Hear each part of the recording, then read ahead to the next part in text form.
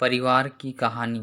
यह कहानी दो परिवारों की है। दो अलग अलग परिवार जिसमें सदस्य तो एक बराबर थे, लेकिन एक में हमेशा झगड़ा होता रहता था, वहीं दूसरी में लोग बेहद शांति और सुख से रहते थे। यह दोनों परिवार एक दूसरे के पड़ोसी भी थे। झगड़ालू परिवार की पत्नी हमेशा इस बात से अचंभित रहती थी कि जहाँ उनके घर में हर दिन कोई ना कोई झगड़ा हो जाता है, और दूसरी तरफ उसका पड़ोसी परिवार है जो कभी नहीं झगड़ते। एक दिन उसने अपने पति को पड़ोसियों पर नज़र रखने के लिए कहा और यह पता करने के लिए कहा कि जरा देखो तो इनके इतने शांत और मिलजुल कर रहने का क्या राज है।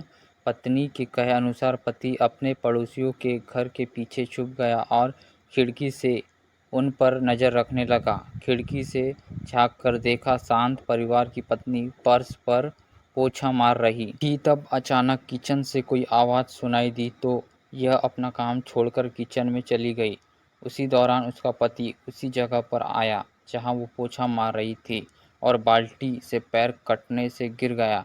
पत्नी को जब यह पता चला तो उसने तुरंत अपने पति से माफ़ी मांगी और कहा कि मुझे माफ़ कर दीजिए, मेरी गलती है जो मैंने तुरंत फर्श पर से बाल्टी नहीं हटाई। तब पति बोला, नहीं नहीं, इनमें तुम्हारी नहीं मेरी गलती है, मुझे ही देख कर चलना चाहिए था। यह घटना देखकर उनकी खिड़की से झाँक रहा झगड़ालू परिवार का पति सारी बात समझ गया। वह अपने घर लौट आया। जब उसकी पत्नी ने पूछा कि तुम्हें पता चला क्या राज है, तब वह बोला, हाँ पता चला। हमारे और उनके परिवार में सिर्फ इतनी सी बात का फ़र्क है, जहाँ हम लोग हर छोटी मोटी गलती के लिए एक दूसरे को जिम्मेदार ठहराते हैं और उनके परिवार वाले हर गलती की जिम्मेदारी खुद लेते हैं और माफ़ी मांगने और उस गलती को सुधारने के लिए हमेशा तैयार रहते हैं। परिवार हो या कोई भी रिश्ता तभी अच्छे से चलता है जब